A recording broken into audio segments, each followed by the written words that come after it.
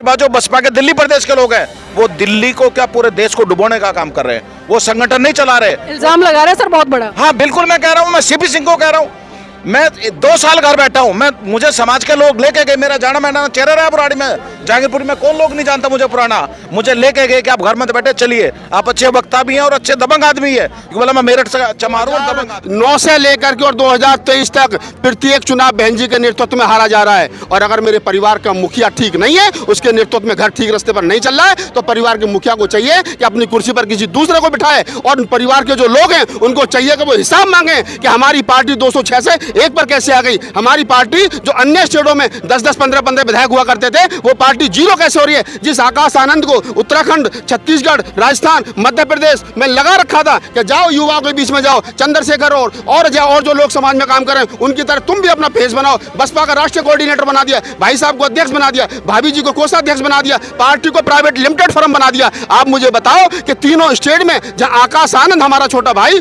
4 साल से लगा हुआ था, उसके नेतृत्व को लोगों ने अस्वीकार कर दिया। नमस्कार साथियों, आप देख रहे हैं बहुजन मीडिया और आज है हम 26 अलीपुर रोड पर। यहाँ पर परम पूज्य बाबा साहब ने अपने जीवन की अंतिम सांस ली थी। आज बहुत सारे लोग यहाँ पर आए हैं, लेकिन आज हम बाबा साहब को आदरांजलि तो अर्पित करेंगे। लेकिन अभी काफ़ी गर्मा गर्मी हो गई थी। एक बसपा समर्थक है और दूसरे कहीं ना कहीं उनसे नाराज रहते हैं, सोशल एक्टिविस्ट हैं और अपना यूट्यूब चैनल भी चलाते हैं। तो उन्हीं से जानना चाहूँगी कि आखिर एक पक्ष में है, एक विपक्ष में है, आखिर ऐसा क्यों? सर क्या कह रहे थे आप? सबसे पहले तो जो समाज की सोशल मीडिया है उनको धन्यवाद। और उसके बाद आज 6 दिसंबर जो एक बहुत बड़ा परिनिर्वाण दिवस है, काला दिवस है हमारे लिए, तो बाबा साहब की जयंती, सबको उन्हीं को नमन है सबसे पहले। और देखो, मैं बसपा में रहा हूँ 20 साल, मैं बसपा को जानता हूँ और मैं तब से जानता हूँ जब साहब काशीराम चलते थे पैदल, मैं तब से साहब पार्टी से जुड़ा था। ठीक है, मैं भी बसपा में रहा, लेकिन जो मिशन बसपा के साथ है शायद आज जो किसी पार्टी में नहीं है। अभी बड़े भाई कह रहे थे भाई, राहुल जी क्या कहना चाहेंगे कि जो मिशन आज बसपा में कहीं नहीं? बसपा में इतना तगड़ा मिशन है कि ये 20 साल बसपा में रहे, वो मिशन इनकी समझ में नहीं आया। आज करिए रामदास अठावले जी के साथ में। पहली बात तो इस बात के लिए ताली बजाओ इनके लिए, ठीक है? नहीं, मैं अब आप ही की बात का जवाब दे रहा हूँ ना। आप 20 साल बसपा में रहे, बसपा ने आपको क्या दिया, बसपा को आपने क्या दिया, ये आप बेहतर जानते होंगे। लेकिन आप 20 साल बसपा में काम करने के बाद में आप रामदास अठावले के साथ में हैं, इसका मतलब रामदास अठावले बसपा की नीति से ज़्यादा बढ़िया नीति बसपा रामदास अठावले के पास है। इसका मतलब मायावती से बड़ा नेता रामदास अठावले है। इसलिए मैं कह रहा हूं कि आपके जैसे लोग कभी इधर कभी उधर, आप राजनीतिक लोग हैं, आप अपने फायदे के लिए पार्टियां बदल सकते हैं। राहुल नागपाल कल भी फूले अम्बेडकरी आंदोलन के साथ खड़ा था, हमारे जैसे लोग फूले अम्बेडकरी आंदोलन के साथ खड़े। आप MP MLA बनिए, आपका धन्यवाद, आप मुख्यमंत्री बनिए, आपका धन्यवाद, लेकिन इस आंदोलन को कम से कम राजनीतिकरण इस आंदोलन का मत करिए। सर क्या कहना चाहिए? कड़वा सच बताऊं, जो बसपा के साथ थे, साहब काशीराम के साथ थे, वैसे लोग थे जिनके पैरों में चप्पल ही नहीं थी। मैं भी ऐसी था, लेकिन दिल्ली आया, मेहनत करी, ट्रांसपोर्टर बना। मेरी 3 बसें थी उस टाइम पे, तीनों बसें दिल्ली सरकार ने बंद कर दी गई और मैं रोड पर आ गया। जब मैं बसपा के लोगों के साथ गया, किसी के पास भी पैसे नहीं थे। ये सच्चाई है। सब लोगों ने कहा भाई हम आपकी मदद नहीं कर सकते। मुझे एक आदमी लगा, मैंने उससे मदद ली, बोला ठीक है यहाँ भी बसपा का काम ही हो रहा, ये भी बाबा साहब की पार्टी, अब इधर काम करिए। दूसरी बात, जो बसपा के दिल्ली प्रदेश के लोग हैं वो दिल्ली को क्या पूरे देश को डुबोने का काम कर रहे हैं। वो संगठन नहीं चला रहे। इल्जाम लगा रहे हैं सर बहुत बड़ा। हाँ बिल्कुल, मैं कह रहा हूँ, मैं सीपी सिंह को कह रहा हूँ, मैं 2 साल घर बैठा हूँ, मुझे समाज के लोग लेके गए, मेरा जाना मैंने चेहरा रहा बुराड़ी में, जहांगीरपुर में कौन लोग नहीं जानता मुझे पुराना, मुझे लेके गए कि आप घर में बैठे चलिए, आप अच्छे वक्ता भी हैं और अच्छे दबंग आदमी है। बोला मैं मेरठ से चमारू और दबंग आदमी हूँ। क्या लगता है कि बसपा के नेता खराब हो चुके हैं, बिक चुके हैं आज? नहीं, मैं बिकने की बात नहीं करता, उनकी अच्छी सोच नहीं है, वो समाज को लेकर नहीं चल रहे, वो आपस में फूट पड़ती है। अगर कोई बाहर का प्रभारी आ जाता तो आपस में उनके दरार पड़ जाती है, वो उसकी बात नहीं मानता, वो उसकी बात नहीं मानता, इस वजह से बसपा मजबूत नहीं हो पा रही। मुझे लोग बाग लेके गए, उन्होंने फिर भी कहा सीपी सिंह के जैसे अब ये फिर घर बैठ जाएगा, इसका क्या? मगर ठीक, हम घर बैठे, अपने आप चला लो। अभी 4 राज्यों में जो चुनाव का नतीजा आया, जो लोग बात कर रहे थे कि बसपा सरकार बनाएगी या बसपा के मुख्यमंत्री बनेंगे, तमाम ऐसी बातें सोशल मीडिया पर चल रही थी, लेकिन हमने देखा जब रिजल्ट आया तो सबका सब धराशायी। कौन कह रहे थे इस बात को कि सरकार बनेगी? कौन कह रहा था कि हम तेलंगाना में सरकार बनाओ, उन्हें पकड़ के लाओ? मैं पहले दिन से कह रहा हूं, पहले दिन से, मेरे वीडियो निकाल करके देख लो कि बहुजन समाज पार्टी को जितने वोट पिछली बार मिले तो उससे कम मिलेंगे, सीटें कम आएंगी। हमारे पास नीति नहीं है, हमारे पास सिस्टम नहीं है, हमारे पास कार्यकर्ता ईमानदार नहीं है। और उसके लिए जिम्मेदार कोई और नहीं है। 2007 में पूर्ण बहुमत की सरकार बनी, माननीय साहब काशीराम की 2006 में डेथ हुई, उसकी सिंपैथी के आधार पर पूर्ण बहुमत की सरकार बनी। और 2009 से लेकर के और 2023 तक प्रत्येक चुनाव बहन जी के नेतृत्व में हारा जा रहा है। और अगर मेरे परिवार का मुखिया ठीक नहीं है, उसके नेतृत्व में घर ठीक रास्ते पर नहीं चल रहा है, तो परिवार के मुखिया को चाहिए कि अपनी कुर्सी पर किसी दूसरे को बिठाए, और परिवार के जो लोग हैं उनको चाहिए कि वो हिसाब मांगे कि हमारी पार्टी 206 से 1 पर कैसे आ गई। हमारी पार्टी जो अन्य स्टेटों में 10-10, 15-15 विधायक हुआ करते थे, वो पार्टी 0 कैसे हो रही है। जिस आकाश आनंद को उत्तराखंड, छत्तीसगढ़, राजस्थान, मध्य प्रदेश में लगा रखा था कि जाओ युवाओं के बीच में जाओ, चंद्रशेखर और जो लोग समाज में काम करें उनकी तरह तुम भी अपना फेस बनाओ। बसपा का राष्ट्रीय कोऑर्डिनेटर बना दिया, भाई साहब को अध्यक्ष बना दिया, भाभी जी को कोषाध्यक्ष बना दिया,